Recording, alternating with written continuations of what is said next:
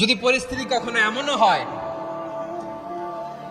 শিরকের আড্ডাখানা, আপনি ঐক্য প্রতিষ্ঠার জন্য, ঐক্য রক্ষার জন্য শুধু তাওহীদের দাওয়াত দিবেন, ওইখানে আক্রমণ করবেন না। এটা কোরআনের নীতি। কথা বুঝতে পেরেছেন? সামনে শিরকের কি কথা কয় না, শিরকের কি আড্ডাখানা, আখড়া। কিন্তু ঐক্য বজায় রাখার জন্য, গৃহযুদ্ধ এড়ানোর জন্য আপনি শুধু এটা যে শিরক, এটা হারাম, এটা থেকে তোমরা বেঁচে থাকো, শুধু দাওয়াত দিবেন, আপনি আক্রমণ করবেন না। এটা কোরআনের বিধান। সুবহানাল্লাহ কইবেন না? তো এই চমৎকার ঘটনাগুলো আপনারা শোনাইতে পারবো এরকম বিশৃঙ্খলা করলে। মূসা আলাইহিস সালাম আল্লাহর সাথে সরাসরি কথা বলতেন। ওয়াকাল্লামাল্লাহু মূসা তাকলিমা। সুবহানাল্লাহ পড়েন, আওয়াজ তুলে সবাই বলেন সুবহানাল্লাহ। এখন বনি ইসরাইল হচ্ছে পৃথিবীর সবচেয়ে গোয়ার জাতি। তারা বলে, মূসা তুমি যে আল্লাহর সাথে কথা বলো আমরা তো দেখি না, তুমি যে কথা বলো আমরা তো শুনি না, তো কি করতে হবে? বনি ইসরাইল বলে, আমাদের মধ্য থেকে 70 জন নিয়ে যাইতে হবে তোর পাহাড়ে। ওরা এসা যদি কয় হয় আমরা শুনছি, তাহলে বিশ্বাস করবো। কত বড় ডাকাত দেখছেন বনি ইসরাইল। এদের চেয়ে গোয়ার জাতি নাই। এত গোয়ার তুমি করেছো মূসা আলাইহিস সালামের সাথে। তুমি যে আল্লাহর সাথে কথা বলে আমরা তো দেখি, কি করব? 70 জন আমাদের বন্ধু বান্ধব যে যদি দেখে, তারা বললে ওকে আস, 70 জন আস। 70 জন নিয়ে গেল। মূসা আলাইহিস সালাম হারুন আলাইহিস সালামকে খেলাফা দিয়ে গেলেন, আল্লাহ ওনাকে নবী বানালেন। মূসা আলাইহিস সালাম বললেন, হারুন খবরদার, বনি ইসরাইলের মধ্যে তাওহীদের বাণী প্রচার করবা, ঐক্য ধরে রাখবা, বিচ্ছিন্ন হতে দিবা না। চলে গেছে। এইদিকে বনি ইসরাইলের এক দুষ্ট লোক ছিল, নাম সামিরি। কি নাম? সামিরি। সে সবাইরে বলল, তোমাদের স্বর্ণগুলো ফেলাও। স্বর্ণগুলো ফেললো। বনি ইসরাইলের স্বর্ণগুলোকে গলিয়ে সে একটা গরুর বাচ্চা বানালো। গোবৎস। কিসের বাচ্চা? দেখেন গরুর পূজা কিভাবে শুরু হয় পৃথিবীতে প্রথম। গোবৎস পূজা, গরুর বাচ্চার পূজা কিভাবে। সে স্বর্ণ গলি গরুর বাচ্চা করে, জিবরাইল আলাইহিস সালাম যে জমিনে এসেছিলেন, ওই ফেরেশতার পায়ের নিচের একটু মাটি সে বুদ্ধি করে প্যাকেটে রেখে দিয়েছিল।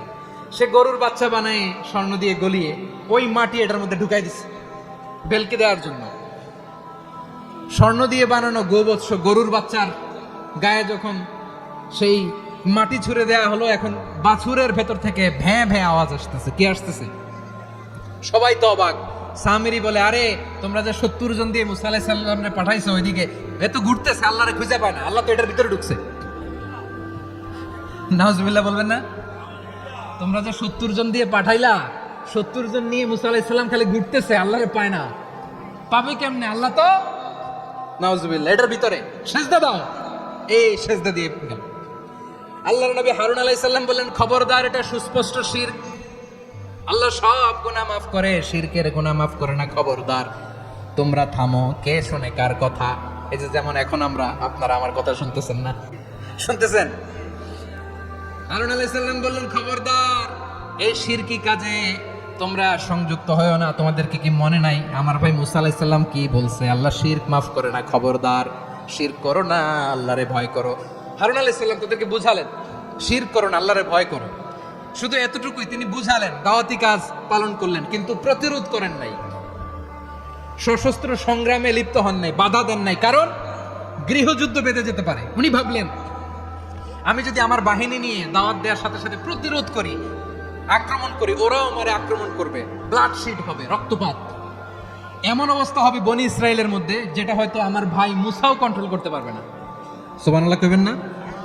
এক একজন নবীকে আল্লাহ তাআলা কি ইন্টেলেক্ট দিয়ে পাঠিয়েছেন।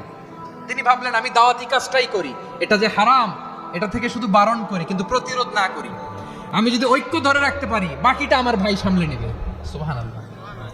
হারুন আলাইহিস সালাম প্রতিরোধ করলেন না।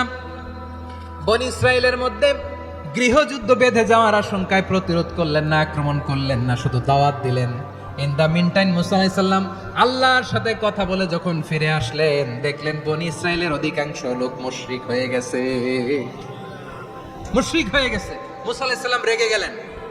রেগে প্রথমে বনি ইসরাইলদেরকে অ্যাটাক না করে ভাইয়ের দাড়ি ধরলেন। হারুন আলাইহিস সালামের দাড়ি আর চুল। মেজাজি নবী ছিলেন। হারুন, তুমি কি করলা? তোমার কি দায়িত্ব দিয়ে গেলাম, তুমি কি করলা? তুমি থাকতে বনি ইসরাইল কেমন করে শিরকের কাজে নিমজ্জিত হয়ে যায়? সাইয়েদনা হারুন আলাইহিস সালাম বললেন, ইন্নী, কোরআন সাক্ষী, কোরআন থেকে কোট করছি, ইন্নী খাশিতু আন তাকুলা فرقت بين بني إسرائيل ولم ترقب قولي ও আমার ভাই, আমার দাড়ি ধরবেন না, আমার মারবেন না। আমি ভয় করেছি, আমি ভয় পেয়েছি, না জানি আপনি বলেন তুমি কেন খাশিতু আন তাকুলা ফাররাকতা বাইনা বানি ইসরাঈল। আপনি এসে আমারে যদি বলেন তুমি কেন ঐক্য ধরে রাখলে না, কেন মারামারি হলো, কেন রক্তপাত হলো, তোমার কি এই দায়িত্ব আমি দিয়েছিলাম? আমার কথার দিকে কি তুমি ভ্রুক্ষেপ করো নাই? আমি যে বলছি তাওহীদের বাণী প্রচার করবা আর ঐক্য ধরে রাখবা, আমার কথা কি শোনো নাই? আপনি আমারে ধমকাবেন, এই জন্য আমি প্রতিরোধ করি নাই, আক্রমণ করি নাই, গৃহযুদ্ধ আটকানোর জন্য, কিন্তু আমি দাওয়াত দিয়েছি। সুবহানাল্লাহ পড়েন। ঐক্য ধরে রেখেছেন। মুসা আলাইহিস সালাম মুহূর্তেই সামিরীকে আক্রমণ করলেন, অ্যাটাক করলেন, শাস্তি দিলেন। মুহূর্তেই ওই গোবৎস গরুর বাছুরকে ভেঙে চুড়ে মেসাকার করে সাগরের মধ্যে ভাসিয়ে দিলেন। পুরো বনি ইসরায়েলকে আবার তাওহীদের উপর প্রতিষ্ঠিত করলেন। পড়েন সুবহানাল্লাহ। এই ঘটনা থেকে শিক্ষা কি? শিক্ষা হচ্ছে আপনি শিরকের আড্ডাখানা দেখলেও বৃহৎ স্বার্থে তাওহীদের দাওয়াত দিবেন, প্রয়োজনে আপনি ঐক্য নষ্ট করবেন না। সুবহানাল্লাহ পড়বেন না? তাহলে ঐক্যের গুরুত্ব বেশি না কম? বলেন, আওয়াজ করে বলেন। ওয়াতাসিমু বিহাবলিল্লাহি জামিআ, আল্লাহর রশিকে আঁকড়ে ধরো। ওয়ালা তাফাররাকু, তোমরা বিচ্ছিন্ন হয়ো না। তাহলে আমরা যদি নিজেরা বিরোধে লিপ্ত হই, আমাদের ক্ষমতা, পাওয়ার ছুটে যাবে। আমরা এই পাওয়ার হারাতে চাই না, ঠিক কিনা বলেন? রব্বুল আলামিন ঠিক তাই বললেন। রব্বুল আলামিন বললেন, খবরদার, ওয়াতিউল্লাহ ওয়া রাসূলাহু ওয়া লা তানাযাউ ফাতাফশালু ওয়া তাযহাবা রিহুকুম ওয়াসবিরু ইন্নাল্লাহা মা'আস সাবিরিন।